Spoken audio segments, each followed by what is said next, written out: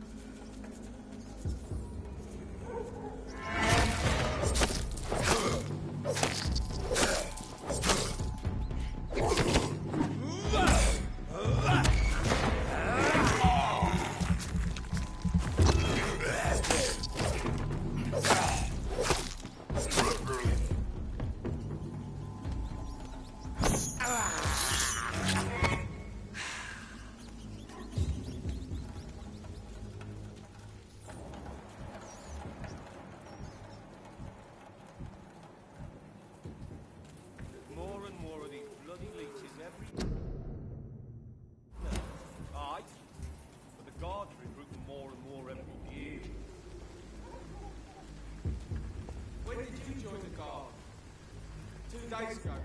This is my first patrol.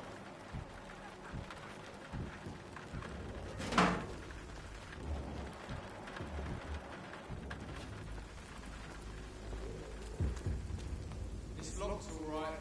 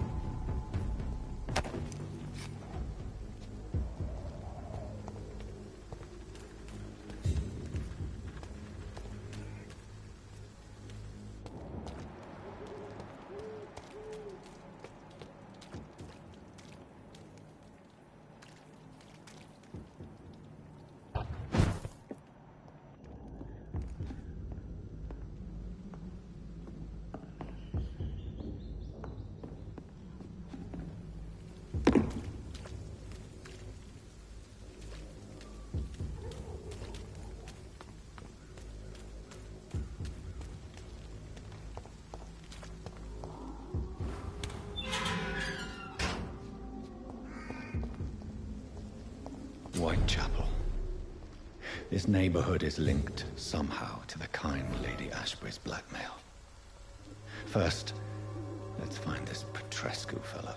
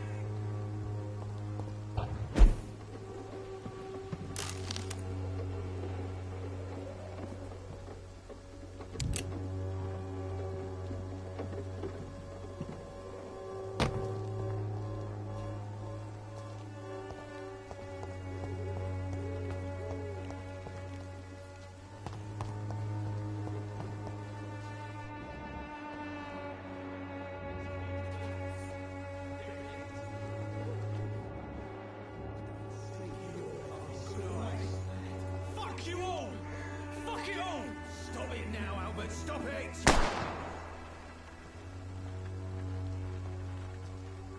The wet boots will be proud of me.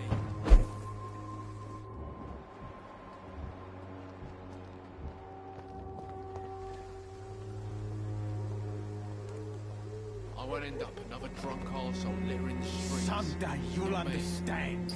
You've wasted your life away.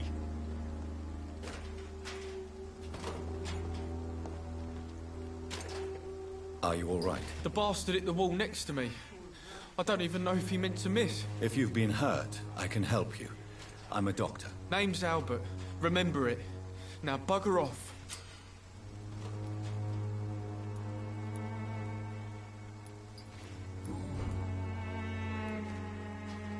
What happened? Did you really steal that man's medication? Hey, I didn't do anything. It ain't me.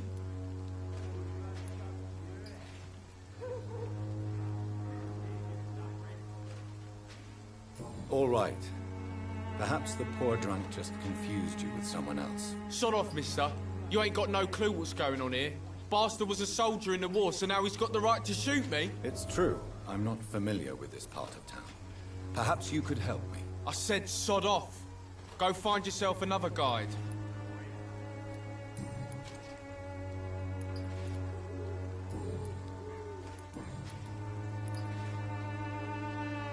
I found the recruiter you were expecting. He's dead, but he carried a note. The Wet Boot Boys have accepted your application. I knew it! I told you I was tough enough. I'll be free soon.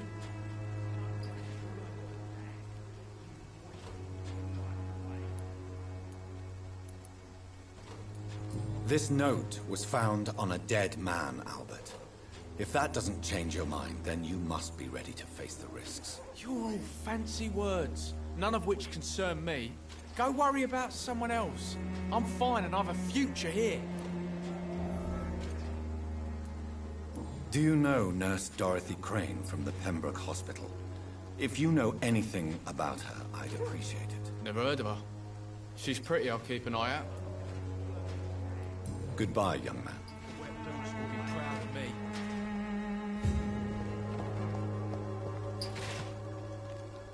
What? Shooting a boy in the middle of the street. Not the best thing to do, wouldn't you say? What? You saw what happened? Who are you? I'm Dr. Reed, and I'd like to ask you a few questions, if you promise me to set your gun aside. No. Look, I'm not a violent man. I'm Benjamin Palmer, doctor. And no one can help me. Not even you.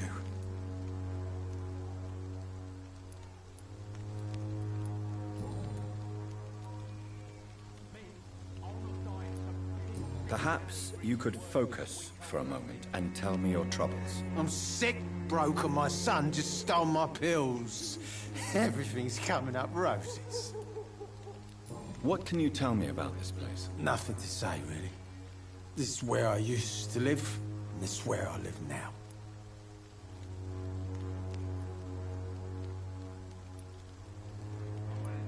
You don't have anywhere to go? No family that would welcome you? Not since the death of my wife, Albert's mother. She was sick, you see. Long before the flu and all this shit. You mean you used to have a better life? Yeah, I had a wife, a home, and a job. I even used to have a name. And now I'm just Ben. Ben the Tramp.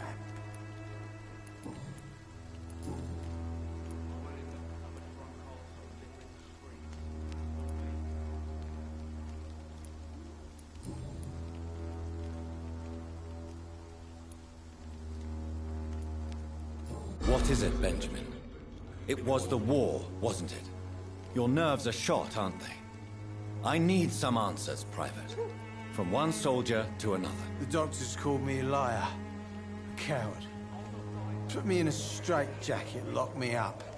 Finally, they sent me back to the front lines with a handful of tablets. Yes. Sounds like shell shock. I've seen a few cases like yours. This is nothing you should be ashamed of, Benjamin. And it's perfectly natural in your situation. I'm not ashamed. I just need my pills. Peace and quiet, that's all. Whatever the boy did, I'm sure he didn't deserve a public execution. I swear I didn't want to hit him. It's just that I'm sick in the head, you see, and the boy just frayed me last nerve.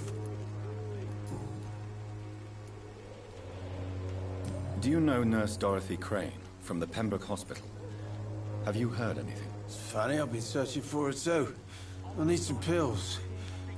But the woman is a phantom, if you ask me. Really? And why is that? Word is she ain't real. She's a cover for some doctor who runs an illegal dispensary for migrants.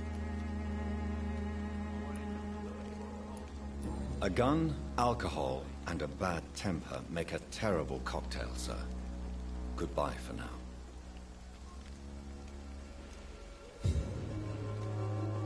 Me? I'll not die in some piss-stinking alley reeking worse than a week-old lavvy.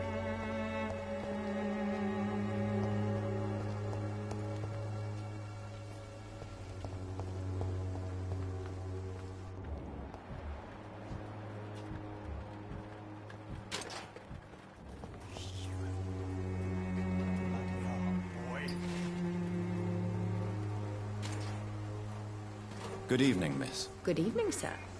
Are you interested in a miraculous cure for this unknown and deadly epidemic? Actually, I am. Then you have come to the right place.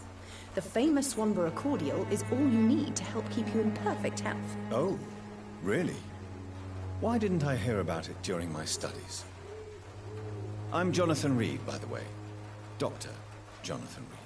Ah, my brother has spoken of your research, sir.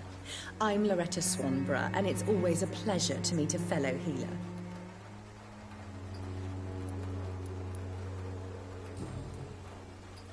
Tell me, who intrigues you most in Whitechapel? The region itself is something to see, but I would say Camellia the mute florist who gives away her flowers.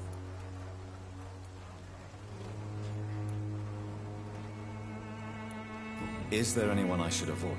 Cadogan Bates, without a doubt. The bloody bastard remorselessly exploits poor migrants as soon as they get here. What do you think of the locals? Most of them are afraid, or desperate. They all come to me eventually for my remedy.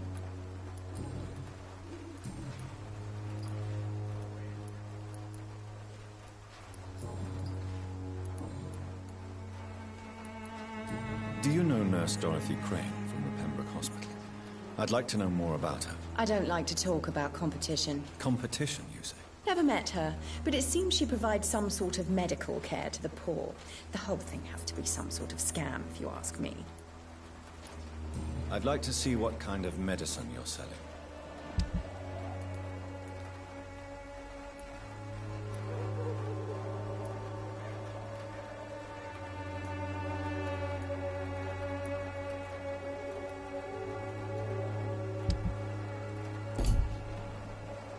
The Swanborough cordial can be the answer to all your problems.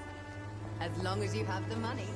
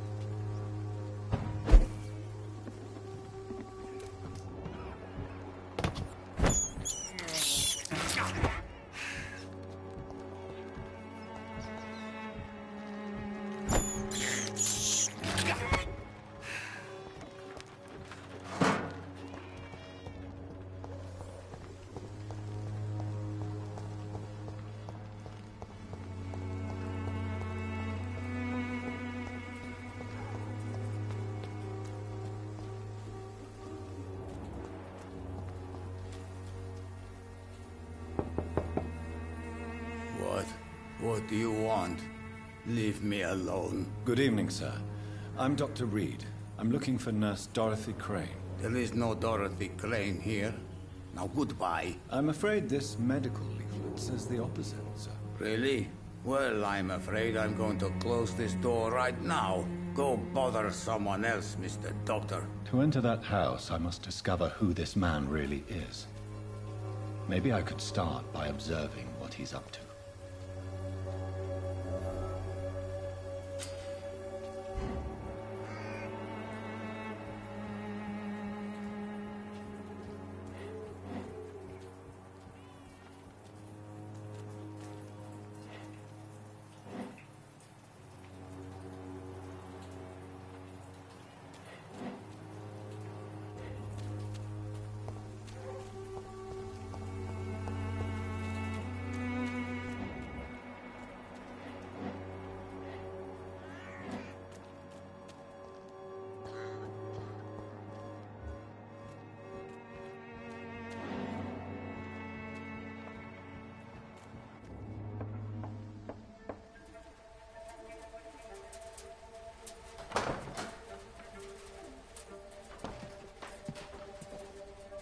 A strange man was at the door with a pass for our medical facility. I refused him entry.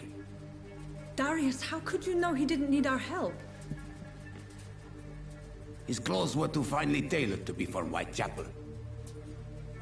Perhaps just a friend of that stray poet who is always about. Richard Nethercott? No, not of the same cloth, this man. I suspect some machination from that journalist. Clayton Darby. Is he still asking questions? Yes. I saw him drifting around St. Mary's Church. I swear he is tracking me just downwind.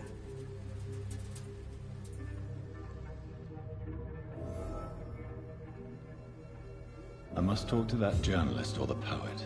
They must know about Darius. Nearby the church they just mentioned. No match for the Swanborough cordial.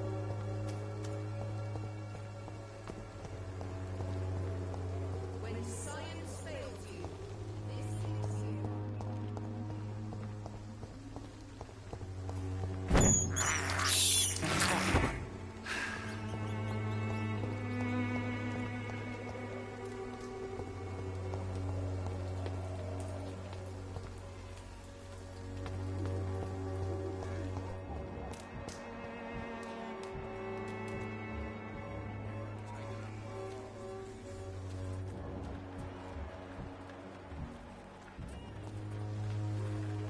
Excuse me, sir.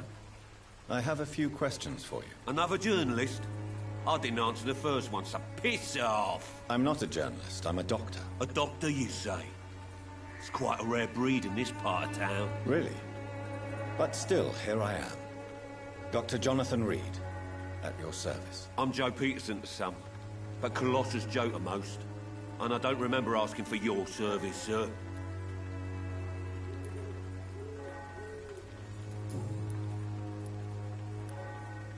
According to you, physicians are scarce in this part of town. Why is that? Not familiar with this neighborhood, are you? I guess your fancy colleagues are too afraid of being stabbed in the back. This part of town does have quite a reputation. Would you say it's justified? Totally. Look at me, for instance. I always look my opponent in the eye before knocking him out. May I ask what you do around here? I do whatever I want, and sometimes even more. Now sod off.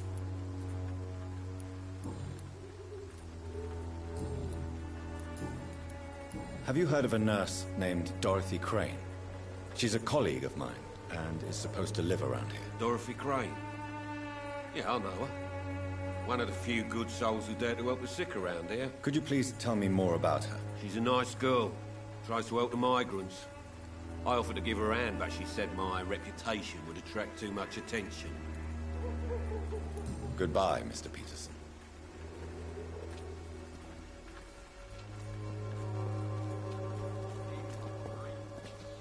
Joe, please, I don't have your money. Come on, Barrett, you know the game. You pay for peace of mind.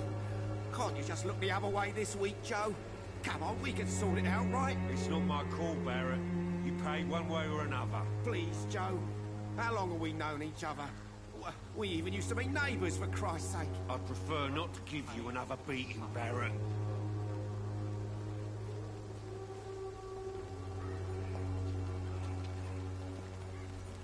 Welcome, sir. Please, take a browse of my wares. I am Dr. Reed. I would like to ask you a few questions, if you don't mind. Doctor? Interesting. I'm Barrett Lewis. Usually I don't have time to waste with talk, but at this hour of the night I can hardly refuse.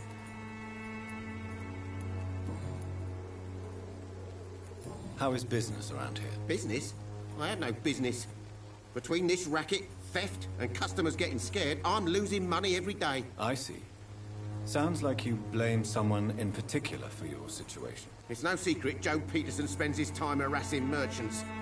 But with me, he's trying to put me out of business once and for all.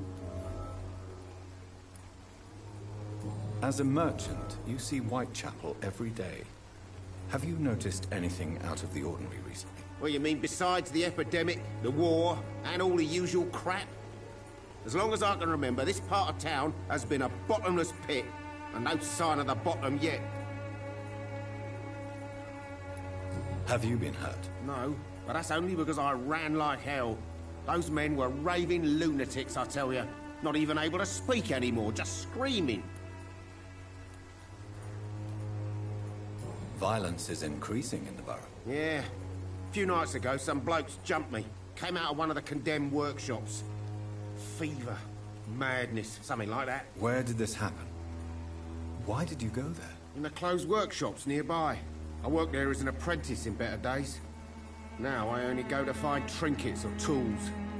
Too bad I was mugged, though. There was good money in that little box of loot I lost.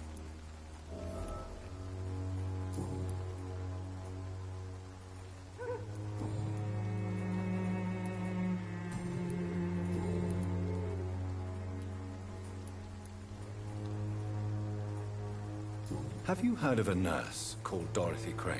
Nurse Crane? So the bitch really is a nurse, then? I always thought she was just some crafty foreigner, that one.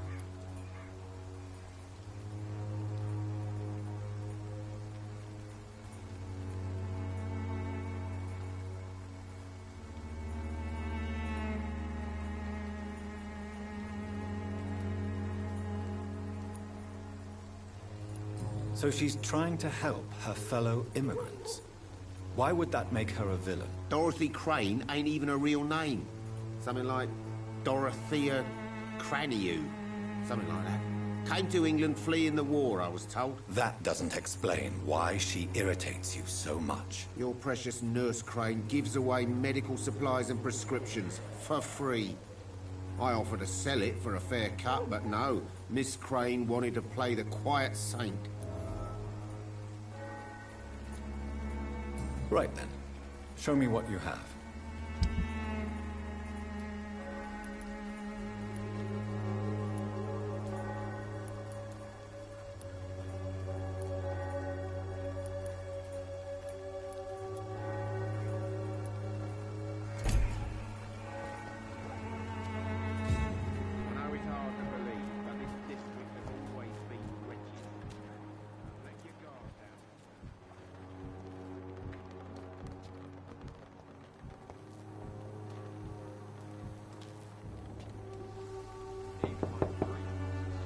Hello, young man. I'm Dr. Reed, and I would like to ask you a few questions. May I enter, please? Sorry, no, sir. My father does not like people entering our house, you see. Your father is worried about you, boy. He asked me to look for you. So my father actually worries about me, then? Okay, then. Come on in. I'm a Harry, by the way. Even my dreams are soaked with gloom.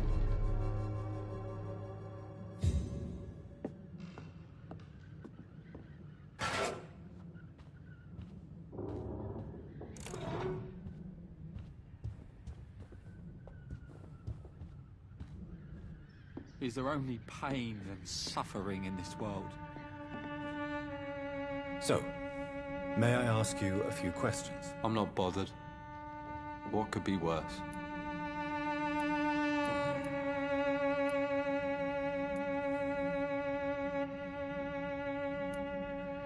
Forgive my bluntness, young man, but you don't seem happy living in Whitechapel. Why should I? I never wanted to come here in the first place. It was my father's decision. And look around you. Does this look like a nice place to live?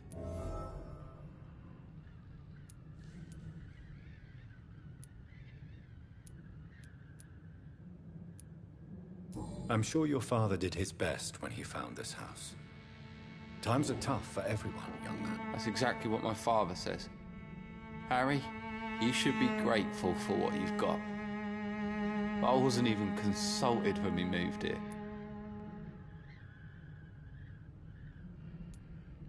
How do you feel? I'm fine. I mean, it's not easy every day, but I'm fine. I'm just tired of being sick all the time. If only I could be tough, like... well, you know. Speaking of which, what can you tell me about your father? My father is an idiot who makes idiot things. That's all I have to say. If life here is so terrible for you, why don't you just leave this place? Have you ever spoken to your father about it? I don't go outside. It terrifies me so.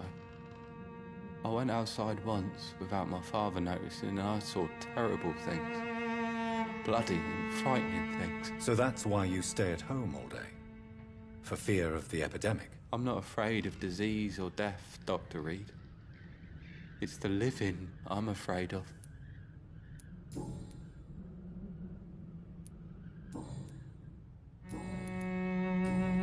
know Nurse Dorothy Crane from the Pembroke Hospital? I'd like to know more about her. Yes, I know her. She came here to examine me when I was very sick. She said I should go out more. Goodbye, young man. Take care of yourself. Even my dreams are soaked with gloom.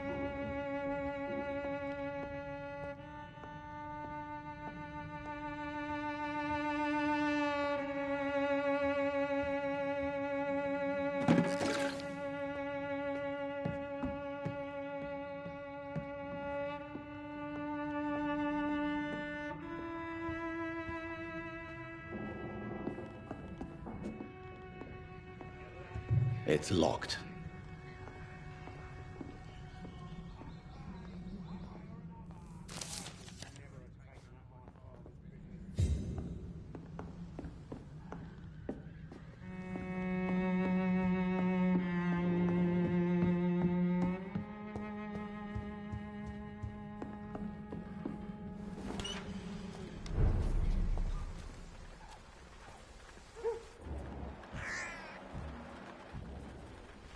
You again? What do you want this time? Harry doesn't seem happy living in Whitechapel. Why did you make him come here? I've always put my son's interests above everything else, whatever he may think. Our house is small but affordable. The walls are thin, but the door is solid. You really love your son, don't you, Mr. Peterson? He's my pride and joy. Even if he hates me for the choices I make and pushes me buttons more than he should. Since the criminal nature of your job means you could be arrested, are you not afraid of what would happen to your boy if you were? No one will ever take my son away from me. If that ever occurred, I'd hunt the bastard down and rip off his head with my bare hands. Do you have any regrets? Only one. Not to have my beloved wife by my side. She died when Harry was little. My sweet Jane. She gave the boy confidence.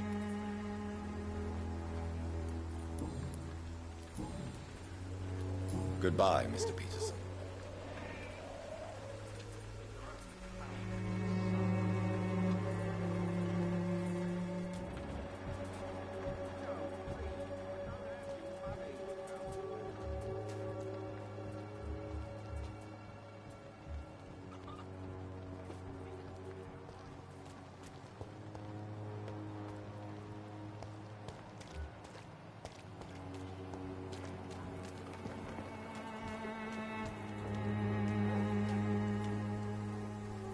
Don't be shy, handsome.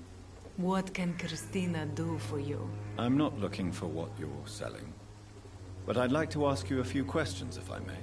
I'm a doctor, Dr. Reed. All right then, but be quick, though I usually get paid when I open my mouth.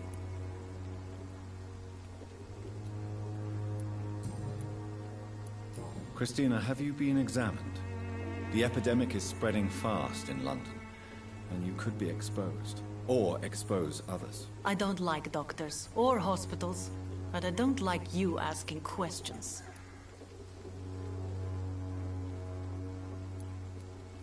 Considering your line of work, I assure you it is only a matter of time before you have health issues. If it is going to happen, it will happen.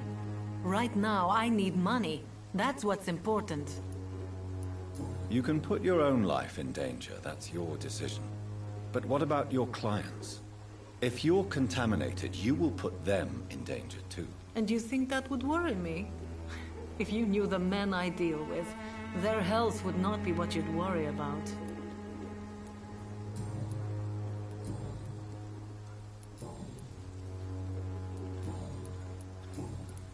Tell me about yourself. Are you joking with me?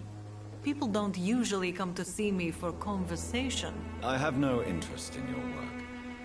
I am, however, curious as to what led you into this career. Short story. The war, exile, and England. This country is not especially welcoming.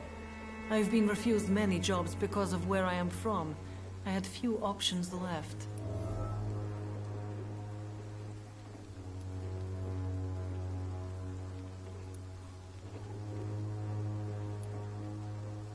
I always thought I was the master of my own fate. But now I know we don't always have control over our lives. I don't judge you. You know, this money is not only for me. I have good reasons to need this money quickly, but it is not your concern, Doctor.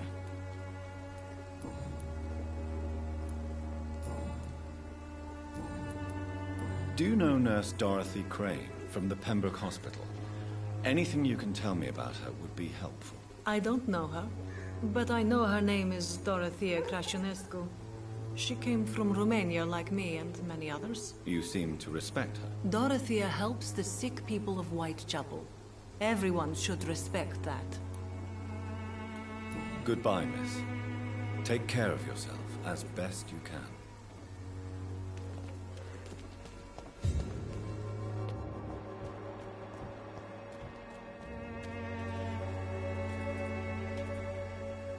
Forgive my interruption. Do not apologize, my son. Father Tobias Whitaker is always happy to teach mortals about the incoming Armageddon. I am Dr. Jonathan Reed, and I just have a few questions. A scientist? You are much more lost than I thought, my son.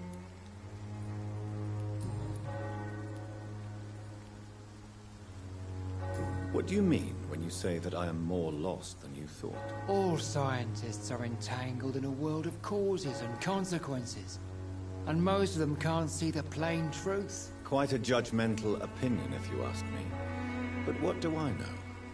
Blinded by science as I am. But you are seeking answers, aren't you? Answers about the Armageddon about to strike the city. Answers about the hidden truth. I am. But the answers I seek are based on facts, not superstition. What do you mean when you say that I am more lost than you thought? All scientists are entangled in a world of causes and consequences, and most of them can't see the plain truth. Quite a judgmental opinion, if you ask me. But what do I know? Blinded by science as I am. But you are seeking answers, aren't you? Answers about the Armageddon about to strike the city. Answers about the hidden truth. Well, I suppose I can spare a few minutes listening to your so-called truth. As a doctor, you must be aware of the decimating epidemic. But let me tell you that this so-called Spanish flu is just the beginning of the end. What do you mean? The beast is finally revealing itself, corrupting the flesh and the heart of men. With my own eyes I have seen them, those minions from the abyss.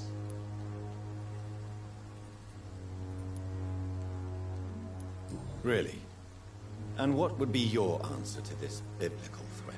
We must fight the disease before this legion outnumbers us. But not with scalpels and microscopes. No. What is left then? Cleansing fire. Tell me, Tobias, what exactly is your plan concerning the cleansing of this city? God will recognize his own. More than once this city has risen from the ashes, hardened and purified by the flames.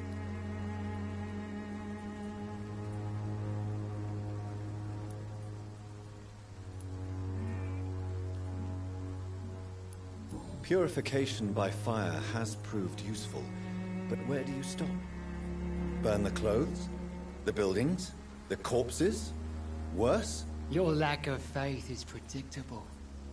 But my task is to convince rational minds like yours to see the light. This is God's will. You're mad. And dangerous. You're nothing but a soulless butcher. A small-time Torquemada. The Savonarola of Whitechapel. My son, if you think salvation is a free gift, go listen to the lies of that pompous fool, Joseph. Joseph, a fool?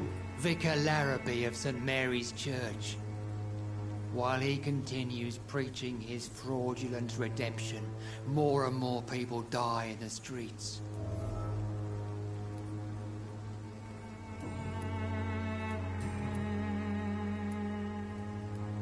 Have you any friends? Any family left in these terrible times? No. But I have a disciple I see as my son. He is so devoted. I sent him to preach the good word in the heart of this corrupted city.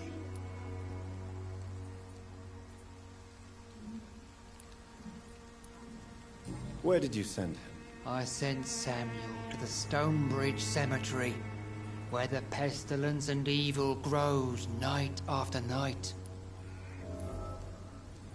You sent him on some preaching crusade during the epidemic. As a true believer, Samuel will fear no evil while he walks through the valley of the shadow of death.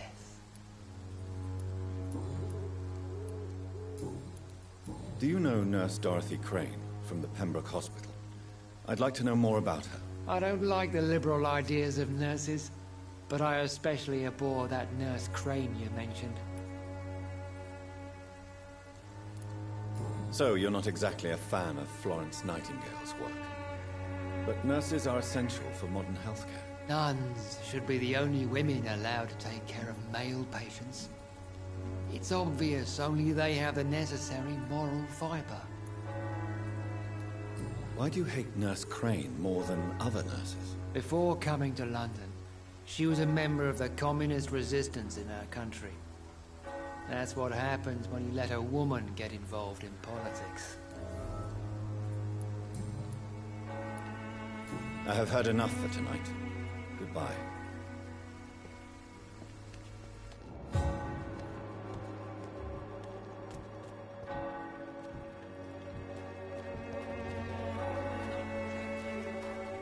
Excuse me, sir. Are you familiar with this part of town? Name's Clayton Darby, reporter. Sorry, I'm new to Whitechapel. But perhaps you could help me since you're a journalist. My name is Jonathan Reed. Dr. Reed, the famous surgeon. I'll gladly help if I'm able, sir.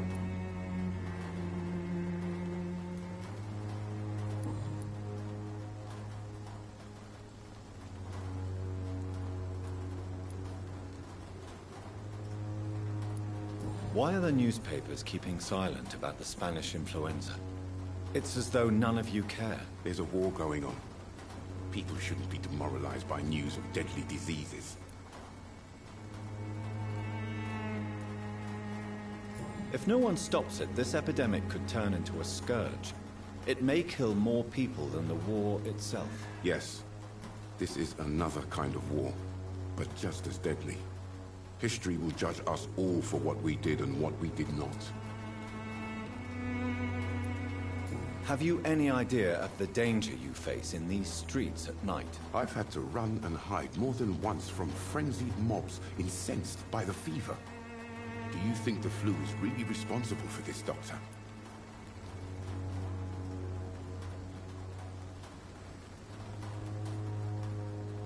I must confess, some of my rational views have been shaken by recent events. I'll remember to stay away from the district's roughest streets then. What is a journalist doing in this borough after sunset? He goes where none of his colleagues would dare to go, to inform the country.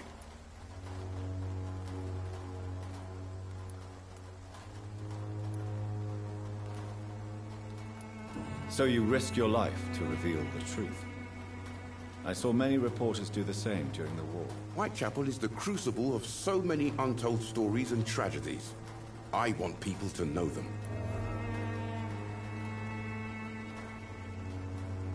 That's quite honorable of you. But is the public interested? Not at all, sir. And that's why I'm an independent journalist, hoping to sell some stories.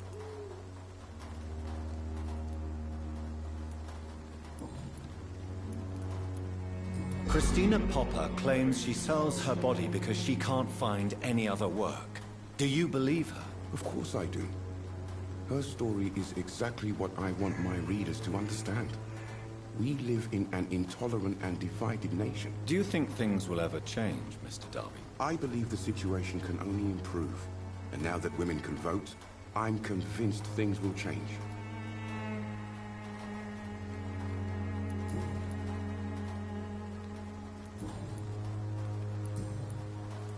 I heard you're investigating an underground medical dispensary in Whitechapel. What do you know about it? Not much, I'm afraid. They are wary of strangers, and I'm not really an acquaintance of theirs. Why do you care?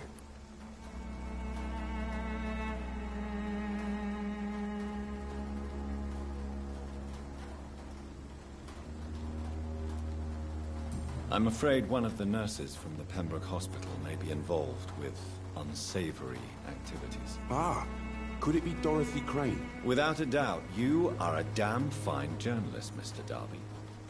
What do you know of her accomplice, a man named Darius? I don't know much about the man. He's very cautious. Never goes out. Doesn't seem to have any friends or family. He has no relatives at all? No. Except for that strange man, a poet named Richard Nethercott, who sometimes comes by. Darius would never let him in. Where can I find this Mr. Nethercott? He spends most of his time lurking around Whitechapel, talking to himself or declaring verses. These days, you can usually find him behind the church.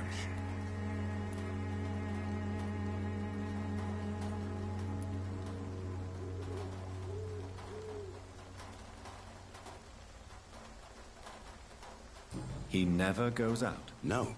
A few days ago, he unexpectedly did. I followed him, but it was just a ruse to keep me away from his house. Really?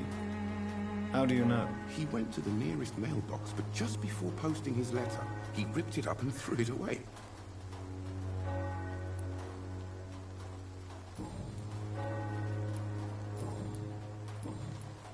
Goodbye, Mr. Darby.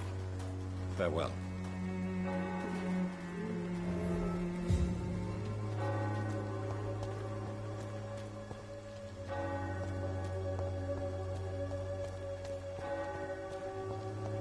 I'm cheap and I'm clean, I promise.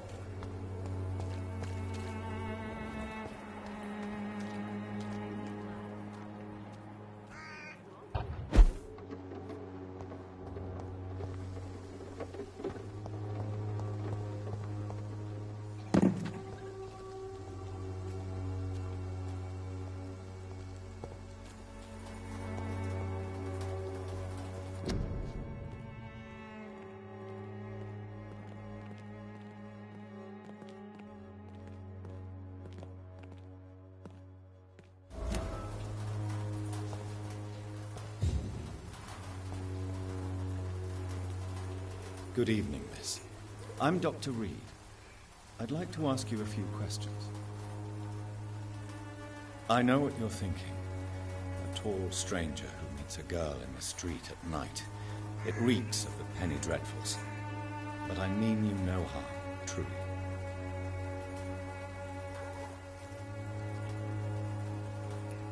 I know you understand what I'm saying. Your silence has nothing to do with you being mute, does it?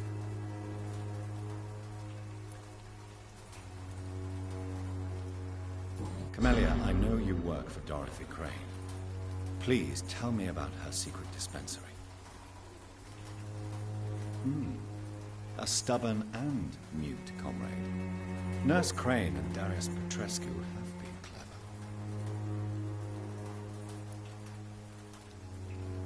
Very well. Goodbye then.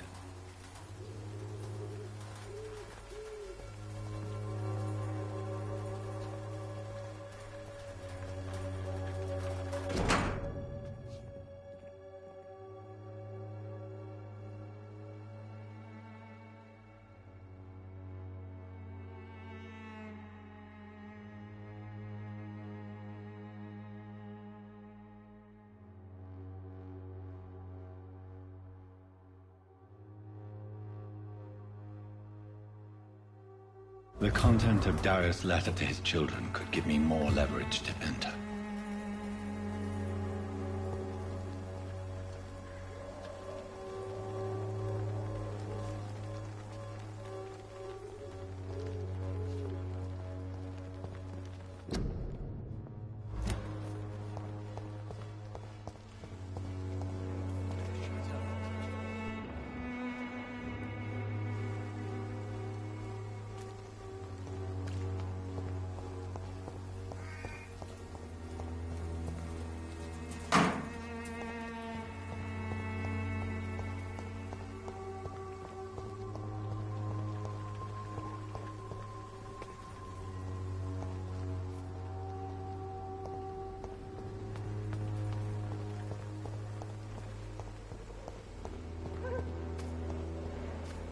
It's locked, all right.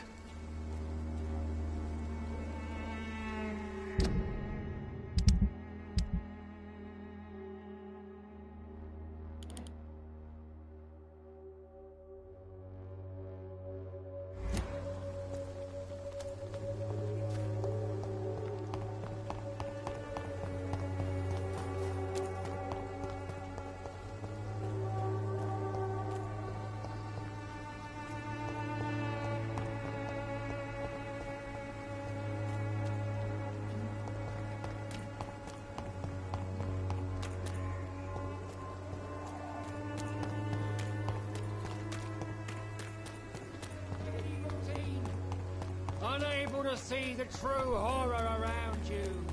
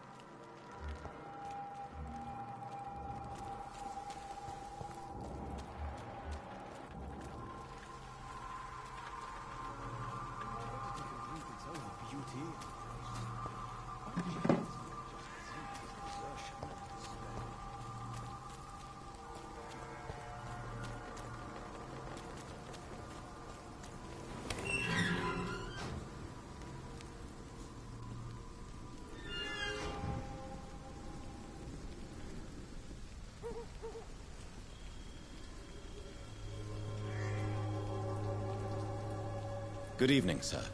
I'm Dr. Reed. I would like to ask you a few questions. Please be my guest. Although I may not be the best informant regarding this part of town, my words speak about that which the eyes cannot see. Really? Are you an artist of some kind? I'm a poet, sir. Richard Nethercott, at your service.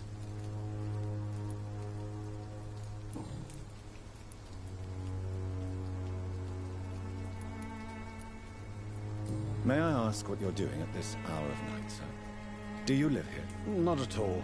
I'm just enjoying the pleasure of a quiet walk. Though night talks are always preferable, if you ask me. Especially with strangers. If you say so. But as a physician in a time of epidemic, I must caution you to avoid unnecessary exposure, sir. Thank you, Doctor. But we both know the seeker of truth has to go boldly where the weak dare not. But are you not afraid of the epidemic? Oh, why should I? I see some equity in the Spanish flu. No flesh should be saved, say the scriptures. Good or evil, rich or poor, all are equal in the eyes of the flu.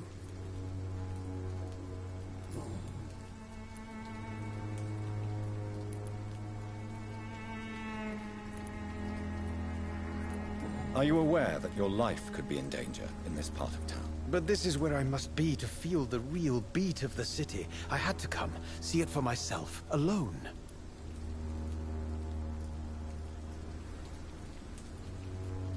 If some misfortune came upon you, who would be here to help you? Well, you, for a start, my dear doctor. I understand your need for solitude, but it's not safe around here. I don't care. I don't have many friends, Doctor, and my family despises me. What are your thoughts on the terrible situation in this city? Terrible, you say? No. Of course, the death of so many innocents is a tragedy, but the scourge has not been all bad for the city. Oh, no, sir. What are you talking about? Do you remember London before the flu? Noisy, cacophonic, quiet nowhere to be found. And now, listen to this oddly peaceful silence.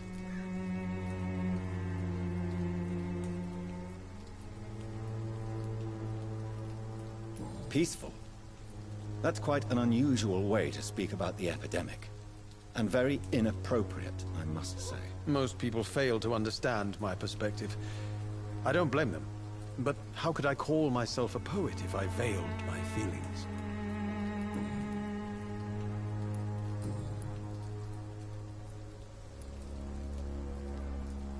Tell me, Mr. Nethercott, why seek inspiration in Whitechapel? The place is not beautiful per se, but how to explain it? Stirring and challenging.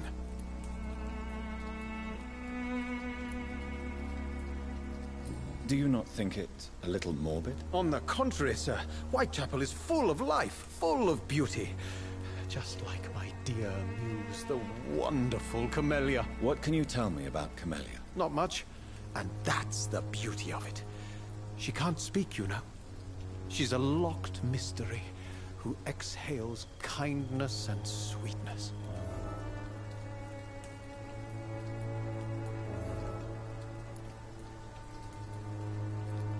And have you ever tried to learn more about her? Where she lives? How she survives? Whom she may know? Maybe I prefer she remains an enigma. Reality can be so dull, don't you think? Perhaps you're just afraid to find out the truth about your muse. One day, perhaps, I'll ask her to come with me. But will she still be my wild flower of Whitechapel if she moves uptown? In what way, exactly? The struggle by gaslight, the barren smiles, and the arid hunger under the rain. If you say so. Such vibrant antagonism and vivid paradox. The stripped humanity raged across each street. Vivid, of course, yes. And what about the poignant distress? Oh yes, the poignant distress. You see what I mean, don't you? That's what I want to write about, and that's what Whitechapel is made of. Did you know the Mute Florist is a member of a secret society? No, I didn't. But I thank you for this information, sir. For it only enriches the mystery surrounding the precious Camellia.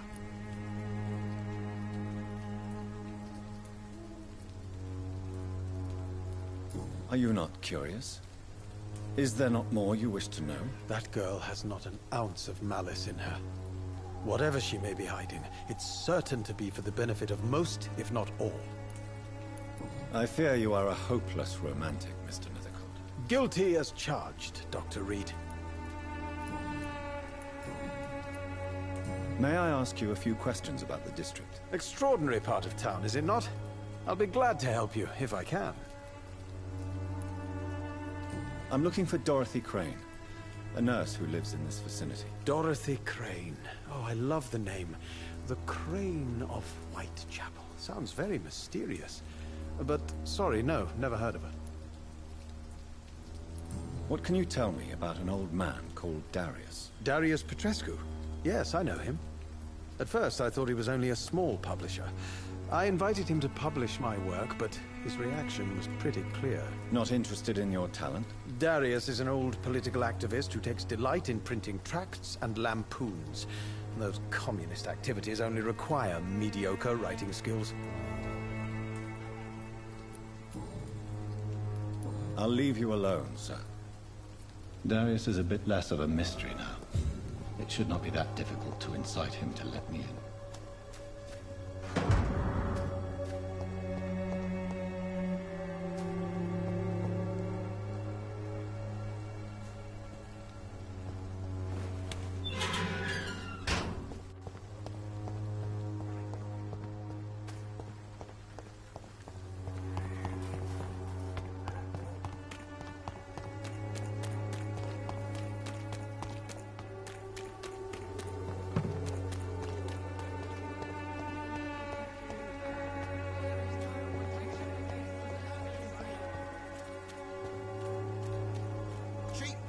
Good quality.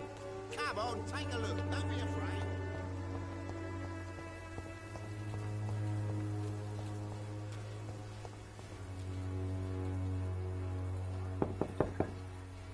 Mr. Petrescu, just 1 minute, please. You again? Go away.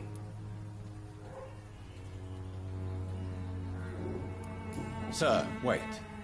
Stop this nonsense. I know Nurse Crane is here. Shall we speak man to man, you and I? All right. Speak up. Don't you see we're on the same side? We fight to help the poor, sick, and abandoned. I'm nothing like you, Mr. Doctor. Yes, you are. You too believe in providing medical care without charge. You know what we have to sacrifice to make the world a better place. I have to admit your words have conviction. All right, I'll let you see, Dorothea. Don't make me regret this, though.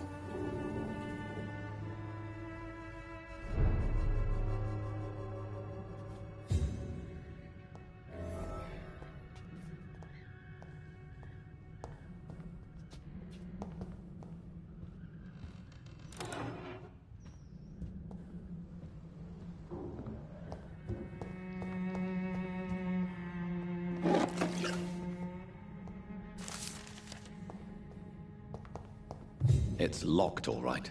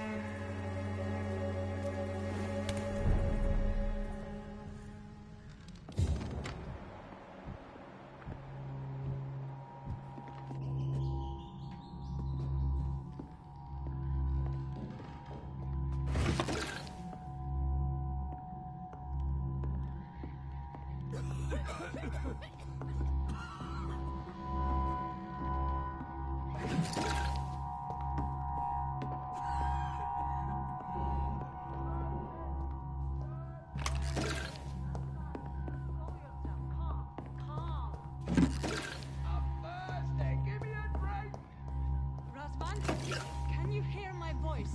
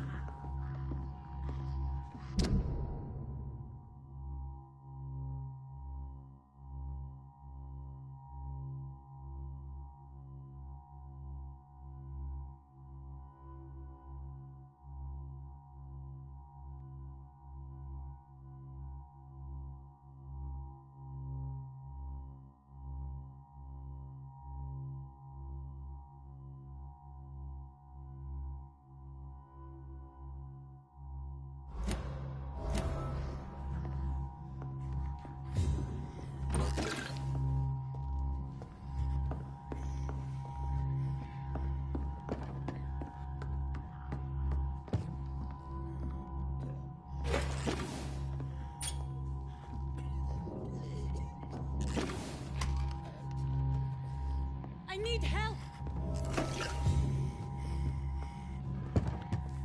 What do we have here, nurse? Patient Razvan Vasily. High fever running on 3 days. Complaints of dizziness, muscle aches, and head pain. Diagnosed with influenza.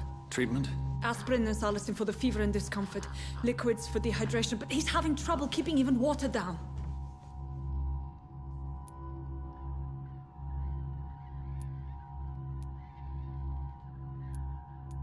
Thank you, nurse. Anything else I should know? He did lose consciousness this morning, but he's never had convulsions like these. He's not convulsing, he's choking. He's not getting any air. Scalpel! Hand me that scalpel! What can I do, Doctor?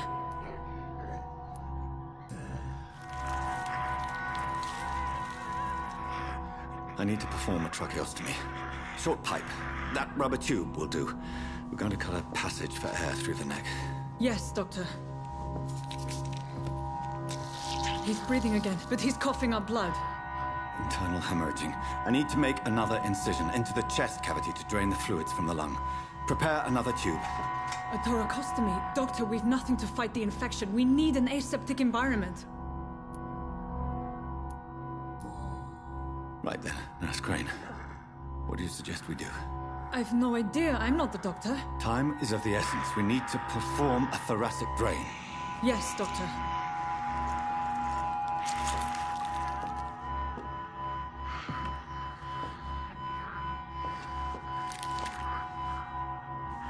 He's still bleeding, Doctor. I'm losing his pulse. The drain must have punctured the intercostal artery. There's too much blood. Are you all right, Doctor? I can't see.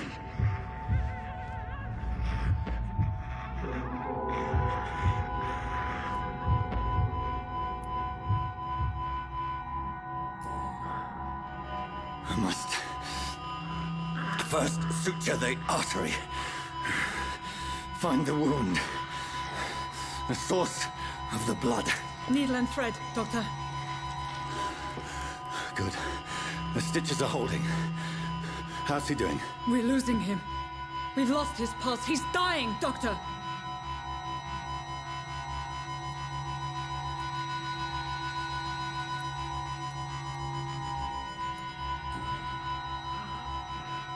A dose of epinephrine, now. Yes, Doctor.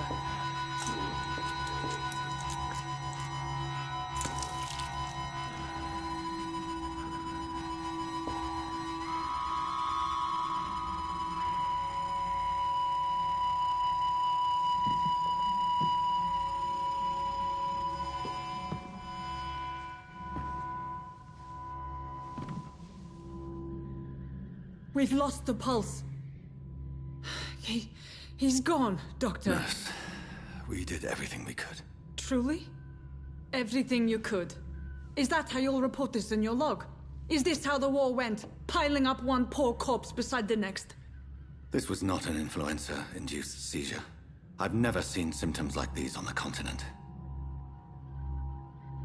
Neither have I. But the previous symptoms leading up to this attack were the same, indistinguishable from the epidemic. No. There was something more vile in these reactions. Something primitive.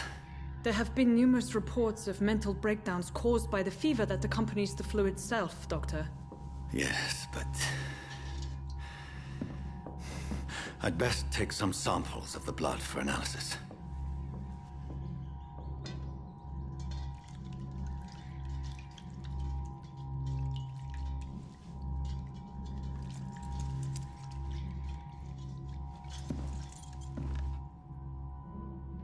You're here to test my bedside manners.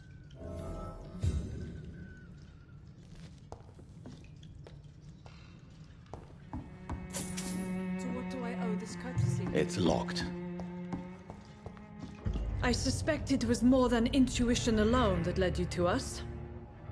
So, how might I be of service, Dr. Reed?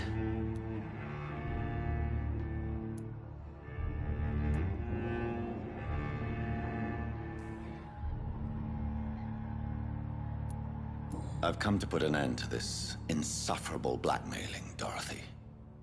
Doctor, you think your warnings scare me? I've stolen and plied, blackmailed and lied, but what else am I to do? I'm all these people have.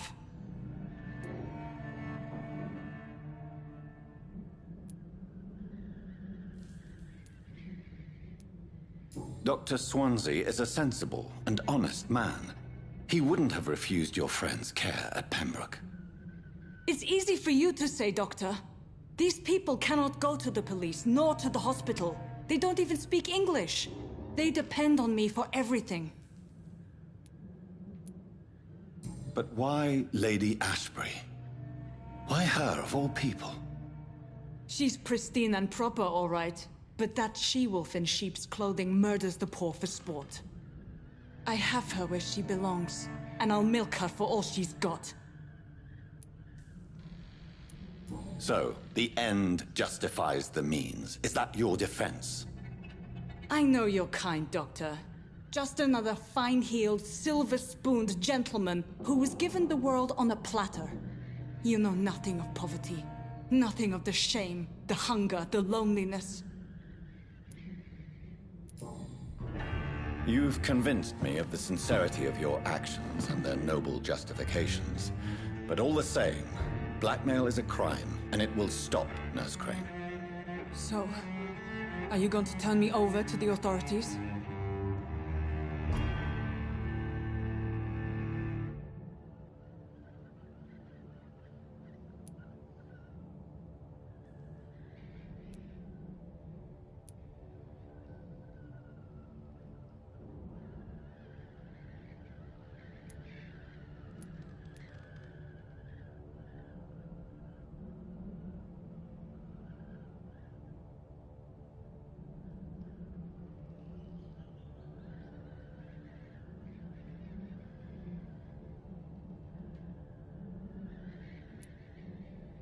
Listen very carefully, Dorothy.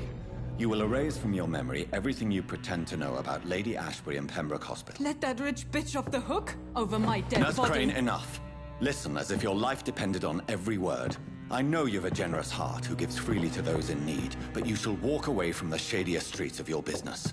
I will never abandon... Dorothy, the discussion has come to a close. Your clandestine activities in the Resistance are over. Let it go. I'll let it go. Yes. All gone.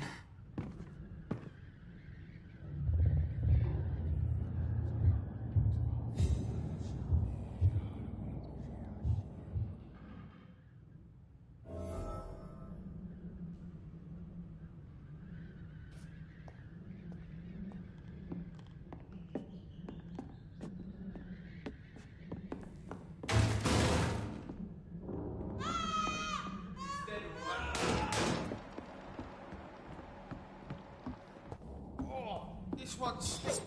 It's elite!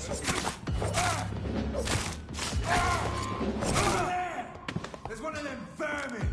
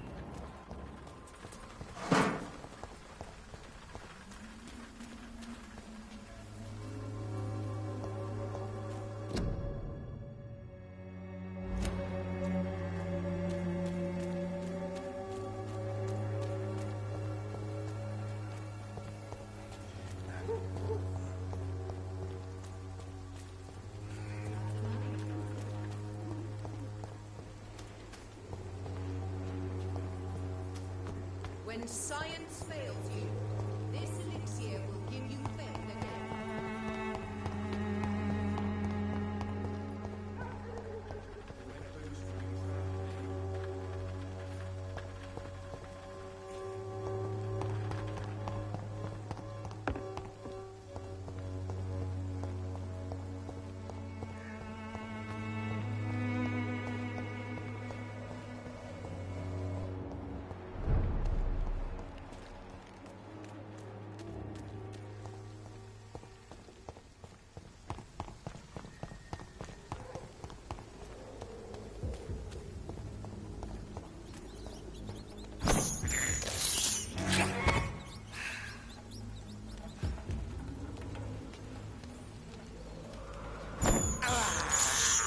I have this thirst for blood.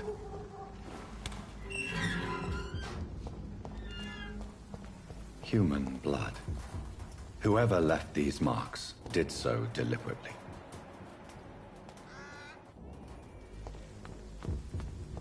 Kill it, boy! End to you!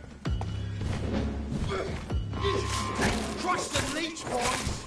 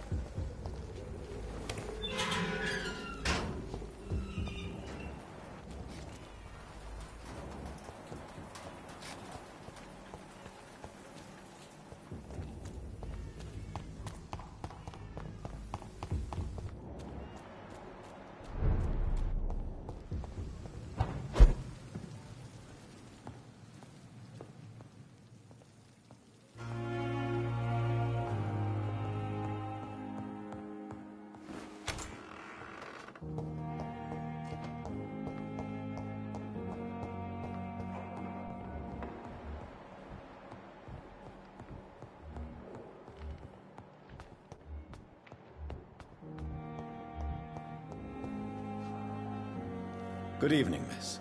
I'm Dr. Reed, the new surgeon at the Pembroke Hospital. And who are you? Your name has no meaning to me, mortal.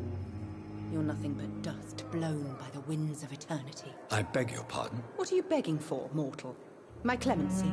Well, tonight maybe I'm inclined to mercy. You'll never forget the night you met Thelma Howcroft. You keep calling me mortal. Why is that? And if I'm mortal, what are you? Well, Dr. Reed, if you must know, I'm a vampire.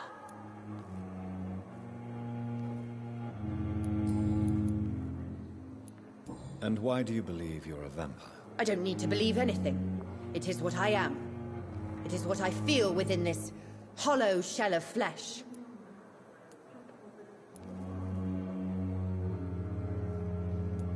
Please, describe to me how you feel. What is it like to be a vampire? I can hear my body crumble from the inside as my flesh cracks and fades. I sense the last pulse of pustulant blood within my drying veins. I need new blood. I see. Have you ever heard of Cotard syndrome, Miss Howcroft? Never. It's a mental illness discovered by a French neurologist named Jules Cotard. The affected patients are delusional.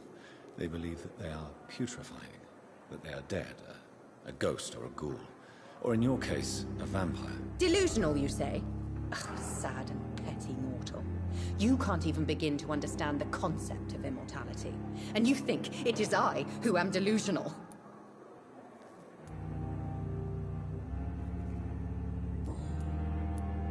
I'm assuming you must be a patient here. Am I right, Miss Howcroft? It's only a cover. To hide from my enemies. I can leave whenever I want. As a woman, a spirit, fog, or bat. Who are these enemies you mentioned? Can you describe them? I cannot say for sure. But I sense their eyes on me from nearby. I feel them watching me every time I visit the garden near the morgue. The staff here are not your enemy. They're here to help you, to care for you. I'm not speaking of the doctors in white.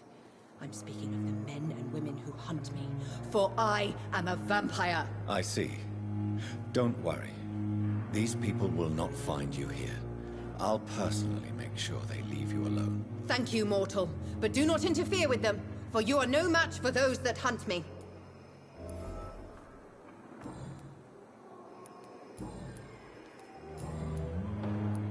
Who are you really, Miss Howcroft? I mean, apart from being a vampire. Is that not enough for you, puny mortal? What do you require? Proof of my powers? I'm curious to know who you were before becoming a vampire. It was such a long time ago, I don't remember. Centuries of unholy life can have strange effects on one's minds, you see? I'll leave you, Mistress of the Dark, to your nocturnal activities.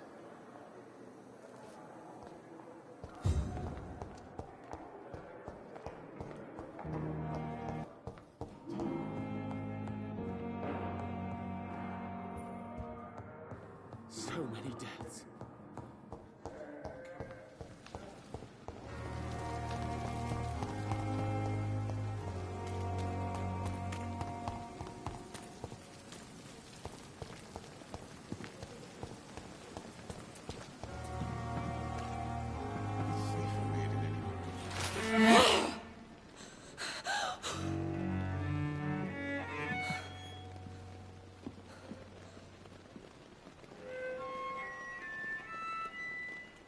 I would ask you to avert your eyes, sir. Or did you not know it was rude to stare? I knew it. Speak up, Dr. Reed. I like a man who speaks his mind.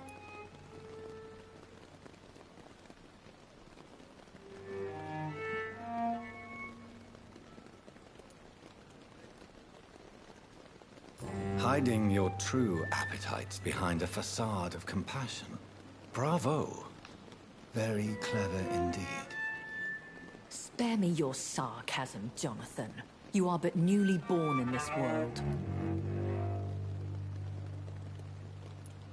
So in the end, the accusation was true, wasn't it? The situation is somewhat awkward nonetheless. I have not been observed sustaining myself for many decades. I have to say I'm a trifle embarrassed. Anyway, I have concluded my inquiries concerning your blackmailer. I see. Please excuse my agitated state. Under normal circumstances, I wouldn't let anyone see me in this condition. The case is closed, your ladyship. The person who took advantage of you has, shall we say, seen the error of her ways. So who was it? My lady, the blackmailer was dealt with using the utmost discretion. The culprit's identity is of no relevance. Thank you, Jonathan. That is exactly what I needed from you. You have proven your loyalty, so, as a friend, please accept this small token of my appreciation. Thank you, my lady. If you have an inclination to learn more about vampires or your current situation, I will be glad to aid you in your quest for knowledge.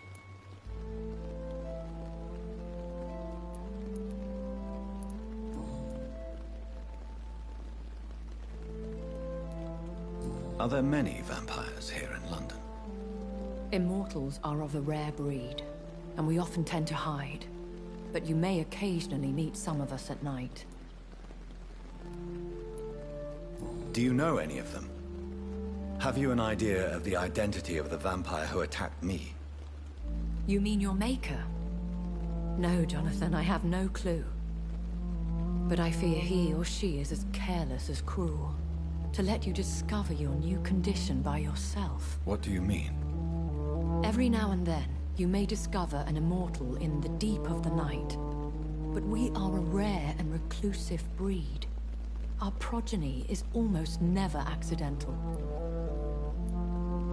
Will they all be as affable as you, my lady? I do not see why not. But remember, even the shark smiles before he bites. That sounds like a lesson from experience. Vampire politics are as intricate and sometimes tedious as a game of chess in a gentleman's club. I've learned from experience it is best to decline to play.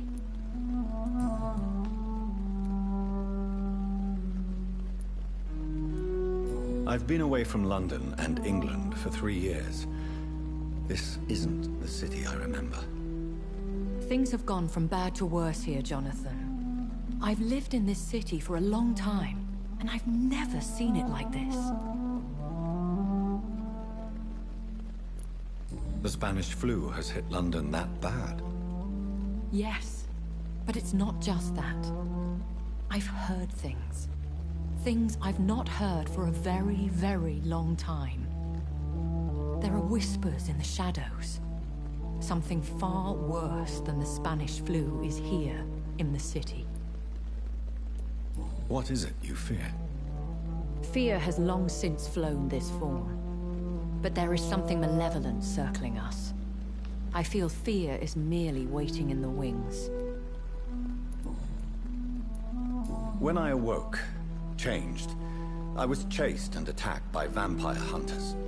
Prepared and well-trained. Though I can't be certain, more than likely it was the once glorious Guard of Priwen. Once glorious, but still dangerous. They have seen better days, but all fanatics are dangerous. You would be wise to stay clear. They are sworn to destroy our kind. You make them sound like some sort of cult. More a society. And like all the best ones, a secret society. I thought them almost gone, but it seemed they have been recruiting.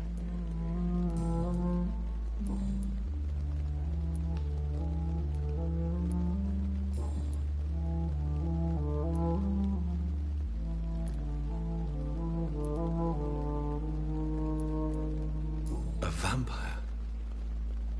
Is that what I am? What we are? Such a crude word, defined by penny dreadfuls and drunken hacks. No. You are now an Ekon, and that you shall remain. So we are Ekons. How can I identify us amongst other vampires? How to put it?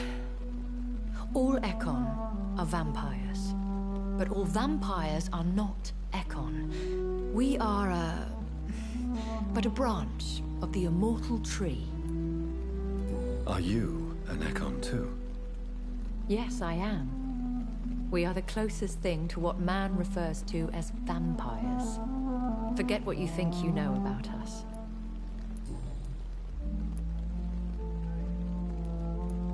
I don't understand. Why was I created and then left for dead? That is a question only the one who made you can answer. It's not normal practice. I doubt even if you find him, he will answer you, considering how cruelly he treated you. So me being a vampire could have been a mistake. I very much doubt it, Jonathan. Contrary to the legends, it is not as simple to make another vampire by just biting someone. I'd like to avoid creating another vampire by mistake anyway. Tell me, how is it done? The process is dangerous. It could even kill your potential progeny. If you did decide to sire an offspring, they must drink of your blood, Jonathan. I've been hearing a voice talking in my head. Is this some kind of insanity? It feels like the voice of the vampire that created me. Hush. Tell no one this. It would be unwise to talk of such things amongst British immortals. Speak no more of your maker. How could this cause offense? Only the powerful immortals can mentally call to their progeny. No vampire or hunter will sleep easy, knowing that an unidentified elder is stalking the streets of London. Excuse my forwardness, but... are you my maker? Me? Goodness, no. Only a foolish immortal would create a progeny without taking precaution, and I'm no fool.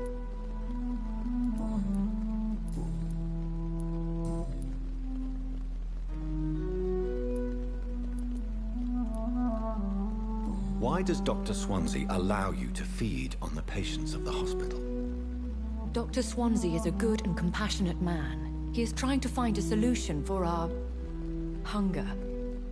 Until that happens, he is clever enough to understand that I only feed upon the dying.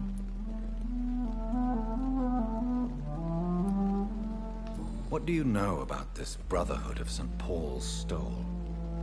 The Brotherhood is well known amongst London Vampire Society. As long as our kind is discreet, and as long as they do not interfere, we have come to a mutual understanding. And no one suspected you of the murders? As you well know, suspicion has recently fallen on me of killing for pleasure. But you have my word, Jonathan. I take no pleasure in taking a life.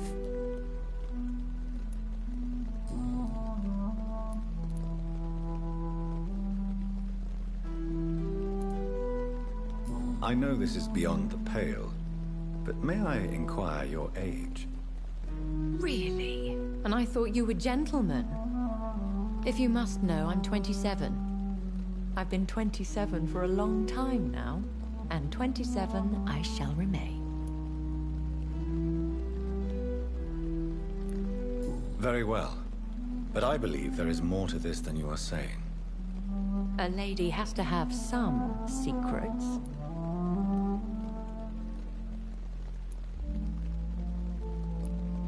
And who bestowed upon you this eternal youth? My maker. He left this isle a long time ago. Why did you save me in the canning factory? I could hardly stand by and watch such a promising young blood as yourself be torn to shreds by some gutter scowl.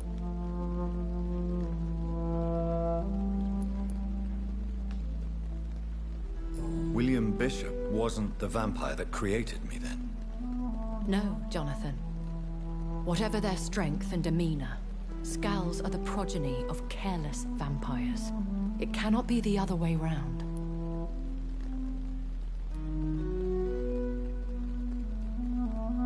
What type of vampire is a Scowl? Not a true vampire. The deformed offspring of lesser vampires. It is a shame these creatures run wild, slaves to their baser instincts. I bid you farewell. For now, my lady. I must quickly analyze the blood I took from Nurse Crane's patient.